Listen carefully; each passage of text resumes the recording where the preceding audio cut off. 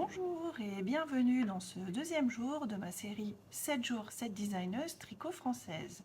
Alors hier nous avons parlé de laine poudrée avec ses jolis châles colorés et son côté très pédagogique. Aujourd'hui on va changer d'ambiance avec une autre designeuse. Alors elle n'est pas sur YouTube mais par contre elle est très présente sur Instagram et Ravelry. Je vais vous parler de Solly Green. Alors, si vous aimez les pulls modernes, les beaux points texturés, les vêtements qu'on a envie de porter au quotidien, restez avec moi, je pense que son univers va beaucoup vous plaire. Alors, Sophie, qui se cache derrière Solly Green, c'est une designeuse donc française qui n'est pas présente sur YouTube. Par contre, elle partage son travail sur Instagram. Son univers, je le décrirai avec 3 mots: élégant, moderne et portable. Donc je vais vous expliquer ces 3 mots. Alors élégant, tout simplement parce qu'elle travaille vraiment avec beaucoup de détails. Elle a des points texturés, des finitions qui sont soignées, des encoulures qui sont parfaites, des emmanchures qui tombent vraiment très bien. Quand je dis moderne, c'est parce que ce sont des pièces qui sont vraiment tout à fait imaginées pour être vendues dans une boutique de prêt-à-porter. Des coupes qui sont vraiment actuelles, des lignes simples, mais un pull qui fait que ça pourrait très bien être une pièce de créateur. Et portable parce que ce sont des vêtements que l'on porte au quotidien. Si vous scrollez sur son compte Instagram, vous pourrez voir les designs qu'elle a créés depuis peu de temps d'ailleurs, puisque c'est vrai qu'elle les enchaîne là, mais elle a commencé il n'y a pas si longtemps que ça. Et donc vous verrez les nuances de couleurs et les types de design qu'elle propose. Aujourd'hui, j'ai choisi de vous parler de son pull Marceline.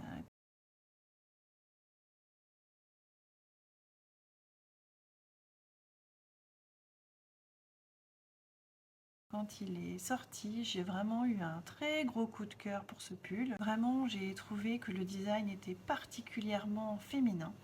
C'est l'un des patrons, je pense, les plus populaires et on va essayer de comprendre pourquoi.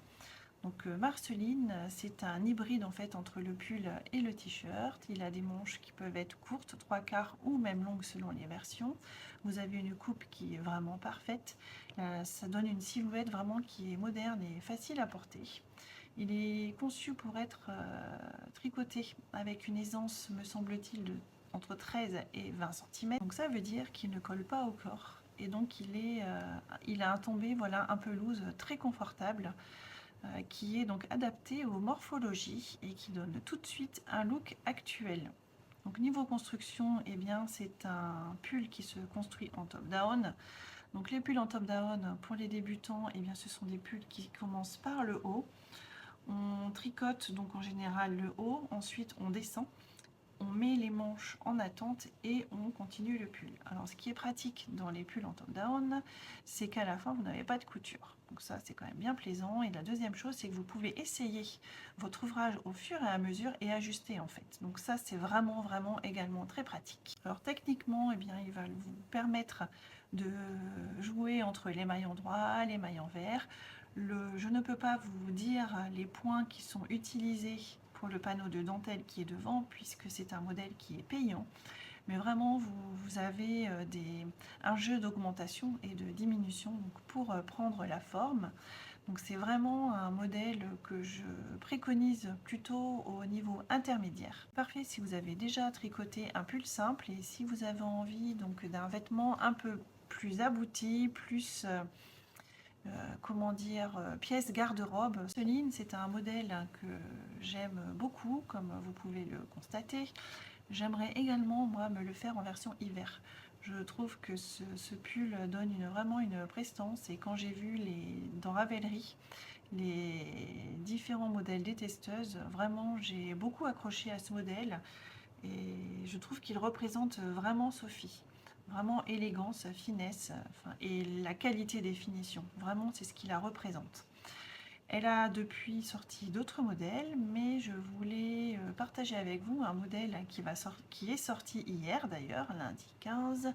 Il s'agit d'un slipover Sacha. Il va s'appeler donc il s'appelle le pull Sacha.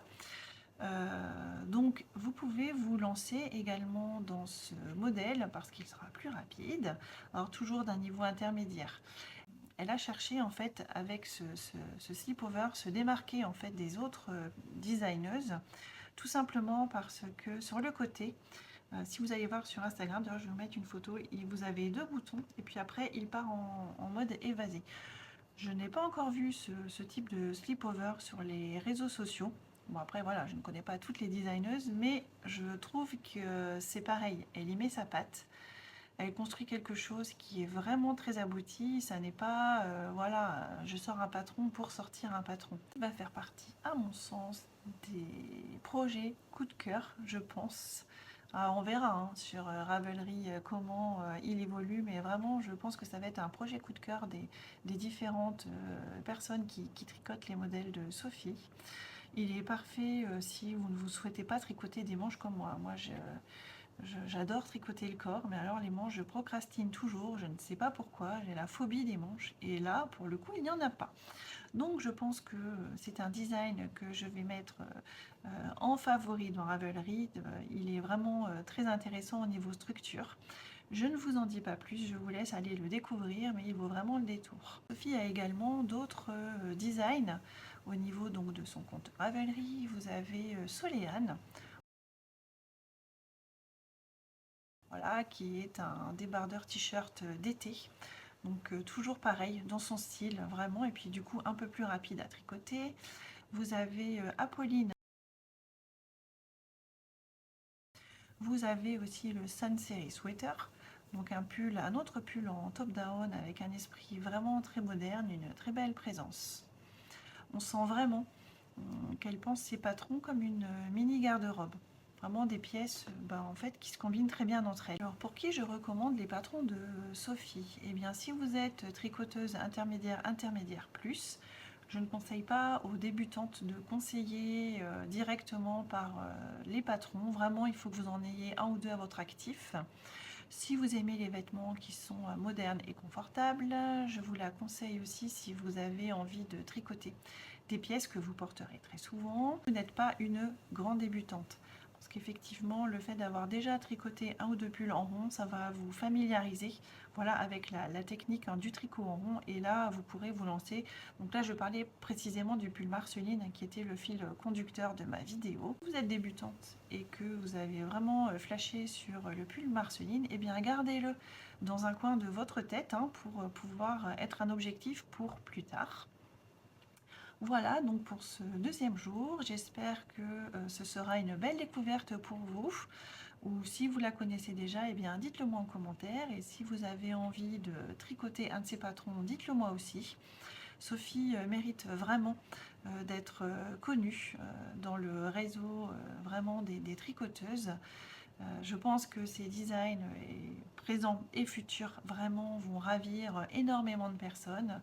J'espère vraiment que son slip-over Sacha aura vraiment un grand succès. N'hésitez pas à liker, à commenter ou à partager mes vidéos, ça me fera toujours plaisir. Demain, nous allons partir à la découverte d'une autre créatrice française avec encore un univers différent. Donc restez dans le coin et d'ici là, je vous souhaite un très bon tricot.